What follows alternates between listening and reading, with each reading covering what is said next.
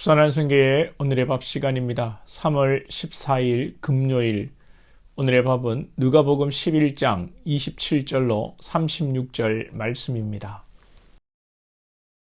이 말씀을 하실 때에 무리 중에서 한 여자가 음성을 높여 이르되 당신을 뵌 태와 당신을 먹인 젖이 복이 있나이다 하니 예수께서 이르시되 오히려 하나님의 말씀을 듣고 지키는 자가 복이 있느니라 하시니라.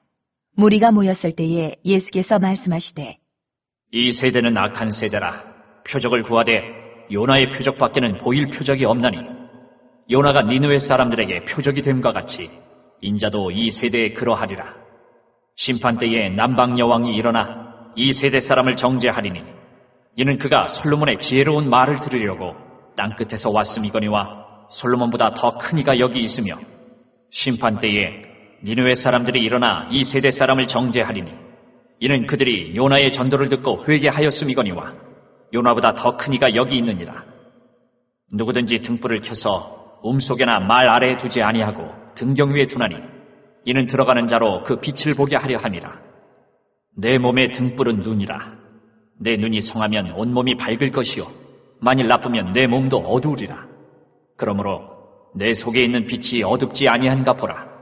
내 온몸이 밝아 조금도 어두운 데가 없으면 등불의 빛이 너를 비출 때와 같이 온전히 밝으리라 하시니라. 예수님의 능력을 보고 한 여자가 예수님을 낳은 어머니가 복이 있다고 했습니다.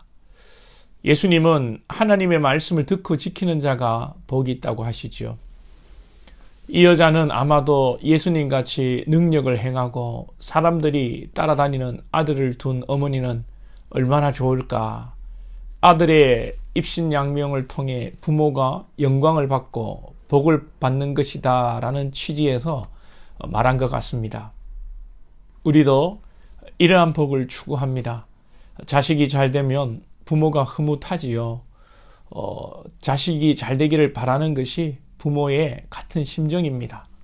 그러나 예수님은 영원한 하나님의 나라의 관점에서 하나님의 말씀을 듣고 지키는 자가 복이 있다고 하십니다. 하나님의 나라를 보았다면, 하나님의 나라를 믿는다면 당연히 이런 고백이 있어야 하지 않겠습니까? 이 땅에서 잠시 사는 동안의 영광과 부와 명예보다도 영원한 하나님의 나라를 위해서 살아가는 자가 복됩니다. 이 땅에서 부귀영화를 누리고 심판받는 인생이 좋습니까? 이 땅에서 비록 무명으로 살아도 하나님의 나라에 들어가는 자가 복되겠습니까? 당연히 여러분들은 이 땅에서도 잘 되고 하늘에서도 잘 사는 게 복되다 하시겠지요. 그러나 하나님의 나라를 믿고 하나님의 나라를 산다면 이 땅의 삶은 아무것도 아닙니다. 상쇄되어 버립니다. 영원한 하나님의 나라와 하나님의 은혜가 이 세상을 덮어버리는 것입니다. 이 말씀을 깨닫는 자가 복된 것입니다. 그렇다고 이 땅의 삶이 무의미하거나 대충 살아도 된다든지 고생만 하고 어렵게 살아야 된다라는 뜻은 아닙니다. 사람들이 또 다른 표적을 요구한 것에 대해서 예수님은 요나의 표적밖에는 보일 표적이 없다 하십니다. 요나의 표적은 죽었다가 살아난 사건이고 또 요나가 니느웨에 복음을 전하고 니느웨 사람들이 회개하고 구원받은 것입니다. 마지막 때에 이 니느웨 사람들이 또 솔로몬 시대의 남방 여왕이 예수님 시대의 사람들을 정죄한다고 합니다. 이유는 요나가 복음을 전할 때 니느웨 사람들이 회개했다는 것입니다. 요나는 이방 민족에 대해서 성의 없이 대충 전했음에도 불구하고 니느웨가 짐승까지 금식시키며 회개했는데 오늘 이스라엘 가운데 요나보다 더 크신 하나님의 아들 예수님이 더 큰 기적으로 역사하시고 더 큰 사랑으로 죽기까지 하나님의 나라를 증거하셨음에도 믿지 않으므로 심판받는다는 것입니다. 그래서 이어서 예수님은 등불 비유를 하십니다. 누구든지 등불을 켜서 속에나 말 아래에 두지 아니하고 등경 위에 두나니 이는 들어가는 자로 그 빛을 보게 하려 함이라.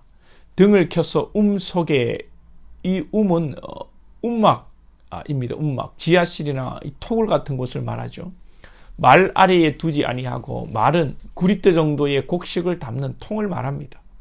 등불을 지하실에 숨겨두거나 통 속에 감추는 것이 아니다는 뜻입니다. 등경 위에 둔다. 등경은 촛대로 이해하시면 되겠습니다. 촛대에 등불을 두어서 밝게 비춘다는 것이죠. 그리고 사람의 눈이 등불이라는 것이고 이 등불이 온몸을 비춘다. 34절에 내 몸의 등불은 눈이라.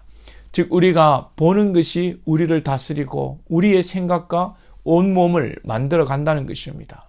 그러니까 우리가 눈으로 말씀을 보고 또 영의 눈으로 하나님의 일하심을 깨닫고 보면 우리는 하나님과 동행하며 우리는 하나님의 백성으로 우리의 온몸이 또 온 생각과 영혼이 하나님의 빛 아래에 살아가는 것입니다.